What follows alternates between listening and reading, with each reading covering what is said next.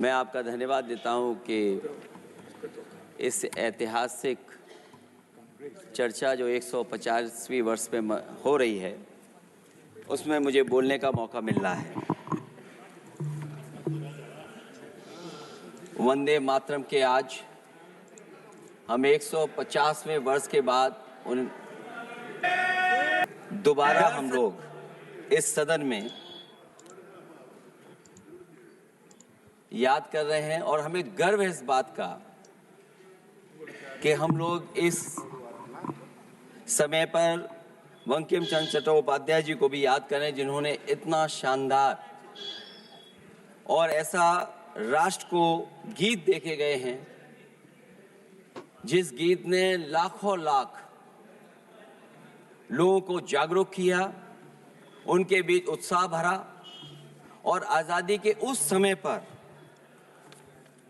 जिस समय अंग्रेजों के खिलाफ लड़ाई लड़ी जा रही थी, वंदे मातरम हमें ऊर्जा देता था, हमें ताकत देता था, हमें एकजुट कर करके अंग्रेजों के खिलाफ लड़ने का एक माध्यम बनाता था। वो वंदे मातरम के गाने पर आज जब 150 वर्ष हो रहे हैं मुझे बोलने का मौका मिला, इसके लिए मैं आपका बहुत बहुत आभार और धन्यवाद देता हूं। ये वंदे मातरम जिस तरह के हमारे पूर्व में कांग्रेस पार्टी के नेता गौरव गोगोई ने जो बात रखी, उस भावना से जोड़ता हुआ और वंदे मातरम की भावना से जुड़ता हुआ जिस समय कलकत्ता के कांग्रेस के अधिवेशन में रविन्द्रनाथ टैगोर जी ने गीत गाया, उसके बाद लोकप्रियता इसकी आम लोगों के बीच पहुंच गई और जब कभी भी लोगों को अंग्रेजों के खिलाफ लड़ना होता था तो यही वंदे मातरम का नारा देकर के लोगों को जोड़ने का काम करते थे। हमारा कोई भी आंदोलन रहा हो, स्वदेशी आंदोलन रहा हो, उसमें भी हम लोग इसी नारे के साथ चले। वंदे मातरम को लेकर के हम लोग इतना देश को एकजुट कर दिए कि अंग्रेज घबराने लगे और जब अंग्रेज घबराने लगे तो जहां कहीं भी वो देखते थे कि ये नारा लग रहा है, वहां पर देशद्रोही का कानून लगाकर लोगों को जेल भेज देते। ये भी इतिहास है कि जिस समय बंगाल में बच्चों ने गाना गाया, इस गीत को अपने क्लासरूम में गाया, उस समय भी अंग्रेजों ने उनके खिलाफ मुकदमा लगा के उन्हें जेल भेजने का काम किया। ये वंदे मातरम अंग्रेजों ने बैन भी कर दिया, 1905 से लेकर के 1908 तक बैन कर दिया गया और बैन के बाद भी लोग माने नहीं, हमारे क्रांतिकारी लोग माने नहीं और वंदे मातरम को हमेशा उन्होंने अपने दिल और दिमाग में रखा और जनता के बीच में इस आंदोलन को आगे बढ़ाते रहे। सभापति महोदय, जो हमारे सत्ता पक्ष के लोग हैं वो हर चीज को ओन करना चाहते हैं। ये 150वें वर्ष में जब हम वंदे मातरम याद कर रहे हैं, बंकिम चंद्र चट्टोपाध्याय जी को हम याद कर रहे हैं कि उन्होंने इतना महान गीत हमें दिया है। सत्ता पक्ष के लोग समय समय पर हमें देखने को मिलता है कि जो महापुरुष उनके नहीं हैं या जो चीज उनकी अच्छी नहीं है उनको वो ओन करना चाहते हैं। 150वें वर्ष वंदे मातरम, मैं अभी वो बात कहूंगा और मैं बात कहूंगा और हमारे मंत्री जी उसका जवाब देना।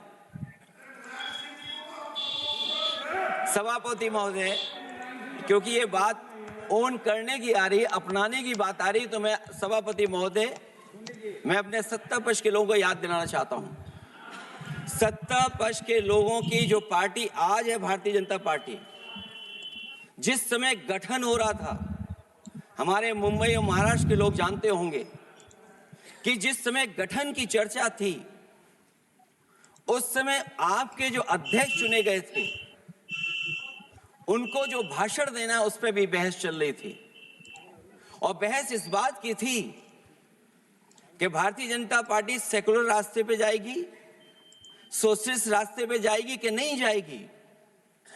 तमाम विरोध के बाद भी उस समय के उनके राष्ट्रीय अध्यक्ष जो चुने गए थे, उन्होंने वही रास्ता अपनाया अपने भाषण में। समाजवादी आंदोलन, समाजवादी विचारधारा और सेकुलर रास्ता अपनाया।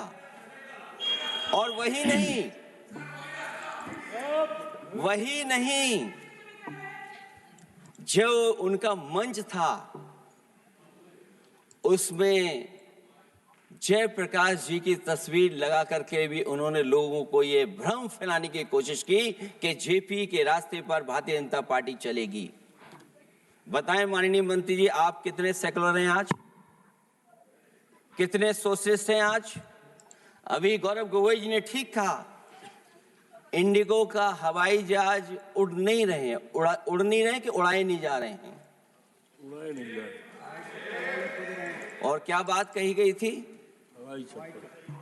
कि गरीब भी उसमें चल सकेगा। इसलिए सभापति महोदय, मैं बात दूसरी तरफ नहीं ले जाना चाहता हूं। वंदे मातरम सिर्फ गाने के लिए नहीं है, निभाने के लिए भी होना चाहिए। सभापति महोदय, आज हम आकलन करें, पीछे मुड़ करके देखें कि हम इस वंदे मातरम को कितना निभा रहे हैं। जिस वंदे मातरम ने आजादी के आंदोलन में सबको जोड़ा, आज के दरारवादी लोग उसी से देश को तोड़ना चाहते हैं। ऐसे लोगों ने, सभापति महोदय, ऐसे लोगों ने पहले भी देश के साथ दगा किया और आज भी कर रहे हैं। ये चर्चा तो जोड़ने का काम करेगी ना अखिलेश जी, क्योंकि आज वंदे मातरम की चर्चा, वही मैं कह रहा हूँ, वंदे मातरम में जोड़ने का ही काम करेगी। वंदे मातरम कोई दिखावा नहीं है, ना ही राजनीति का विषय है। क्योंकि सभापति महोदय, हम जब ये इनके विचारों से, इनके भाषणों से जब बाहर सुनते हैं तो ऐसा लगता है कि वंदे मातरम इन्हीं का बनवाया हुआ गाना है। जिन्होंने, सभापति महोदय, जिन्होंने आजादी के आंदोलन में भाग ही नहीं लिया है, वो वंदे मातरम का महत्व क्या जानेंगे। सच तो ये है कि सरफरोश लोग वंदे मातरम दिल से बोलते थे। उन आजादी के दीवानों के खिलाफ कुछ लोग अंग्रेजों के लिए जासूसी और मुखबिरी का भी काम करते थे। दरअसल ये राष्ट्रवादी नहीं बल्कि राष्ट्र विवादी लोग हैं। जहां विवाद करना हो, कभी अंग्रेज विवाद कर करके, डिवाइड कर करके, डिवीजन कर करके राज किया करते थे। सभापति महोदय, आज भी वही रास्ता कुछ लोग अपना रहे हैं। वो डिवीजन का रास्ता अपना रहे हैं, डिवाइड का रास्ता अपना रहे हैं, दरारवादी रास्ता अपना रहे हैं। इनका इतिहास खंगाला जाए कि इन्होंने आजादी के पहले और आजादी के बाद वंदे मातरम क्यों नहीं गाया। ये सभापति महोदय, आज जब हम वंदे मातरम पे इतनी चर्चा कर रहे हैं, जिस भाव से हम लोग यहाँ बैठे हैं, कम से कम ये भी खंगाला जाए इतिहास में कि वंदे मातरम कुछ लोगों ने कब गाया। उन मुखबरों से ये सवाल पूछा जाए कि स्वतंत्रता के बाद भी उन्होंने अपना गीत क्यों बनाया। उनकी एक रंगी सोच ने तिरंगा क्यों नहीं फहराया। वंदे मातरम सियासत के झूठे राष्ट्रवादियों के लिए नहीं है, गलत लोगों की गलत मंशा पूरा देश समझता है। और केवल यही नहीं ओन करते हैं, कभी कभी भारत माता का जो चित्र है, जो पेंटिंग कभी बंगाल के महान लोगों ने बनाई थी,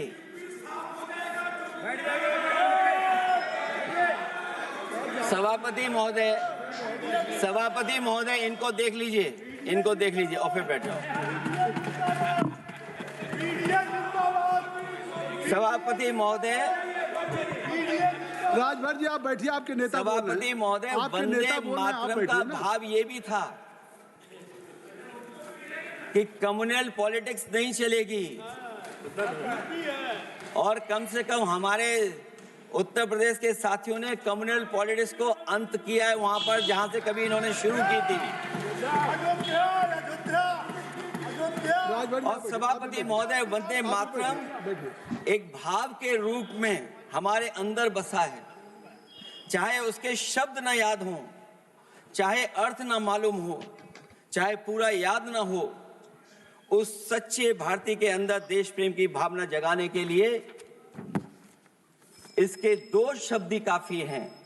जो सच में देश की एकता और अखंडता चाहते हैं, जो भाईचारे को बुनियाद मानते हैं, उनके लिए दो शब्द भी पर्याप्त हैं जो इस वंदे मातरम से हमें मिलते हैं।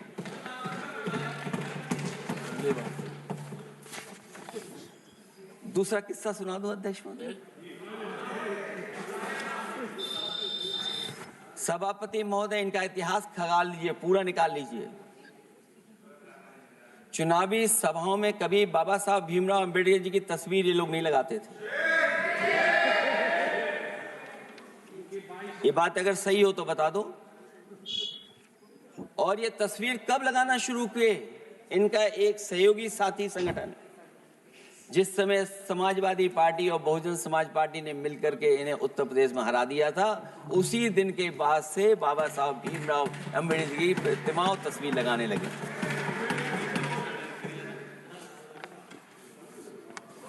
इसलिए सभापति महोदय, ये वंदे मातरम केवल गीत नहीं है, गीत के साथ साथ आज हमें ऊर्जा भी देता है। उस समय क्रांतिकारियों को ऊर्जा मिलती थी, एकजुटता का नारा था, हम साथ लेकर के चल रहे थे सबको, और देश के सभी लोगों ने जाति धर्म को भुला करके एक साथ मिलकर के वंदे मातरम के सहारे अंग्रेजों को भगाने का लगातार कोशिश की। और अंततः परिणाम ये हुआ कि जब देश जागा, वंदे मातरम के साथ साथ जय हिंद का नारा, इंकलाब जिंदाबाद का नारा लगा करके अंग्रेजों को इस देश से भगाने का काम किया। आज सभापति महोदय, जब हम चर्चा कर रहे हैं, हम कैसा देश बनाना चाहते थे और किस दिशा में हम लोग देश को ले जा रहे हैं। सभापति महोदय, मुझे अच्छा लगा कि प्रधानमंत्री जी ने वो बात याद दिलाई कि अंग्रेजों के जमाने में अगर बच्चे भी वंदे मातरम गा देते थे तो उन्हें देशद्रोही के कानून से जेल भेज दिया जाता था। आज जब हम आजाद हो गए हैं तो आज देखिए उत्तर प्रदेश में क्या हो रहा है कि जो प्राइमरी स्कूल है वो बंद किए जा रहे हैं। 26,000 से ज्यादा स्कूल बंद हो गए। और जब बच्चों को पढ़ाने के लिए हम लोगों ने जिम्मेदारी उठाई, पीढ़ी के समाज के लोगों ने जागरूक होकर के पढ़ाने की कोशिश की, तो कभी अंग्रेजों ने मुकदमा लगाया था बच्चों पर देशद्रोह का। आजादी के बाद भारतीय जनता पार्टी की सरकार ने वहां पर मुकदमे उन पे लगाए जो पढ़ने गए और जो पढ़ाने गए। तो इसलिए वंदे मातरम का भाव जो था, उसी भाव से जुड़ करके हम सब मिल करके इस देश को और मजबूत करें। यही हमारी भावना है, यही हमारी सदस्यों की भावना है। जब हम 150वें वर्ष में याद कर रहे हैं तो वहीं हम ये याद करें कि जिस भावना से वंदे मातरम को हम लोगों ने देश के सामने गा गा करके अंग्रेजों को भगा दिया, ये देश कैसे मजबूत हो, एकजुट कैसे हो, बिना भेदभाव के, और संविधान से कैसे चलें, क्योंकि ये संविधान से ही मिला हुआ हमें गीत है। इसलिए इस गीत के माध्यम से हम किसी पर टिप्पणी और किसी पर थोपने की कोशिश न करें और न किसी पे दबाव बनाने की कोशिश करें। आपका सभापति जी का बहुत बहुत धन्यवाद।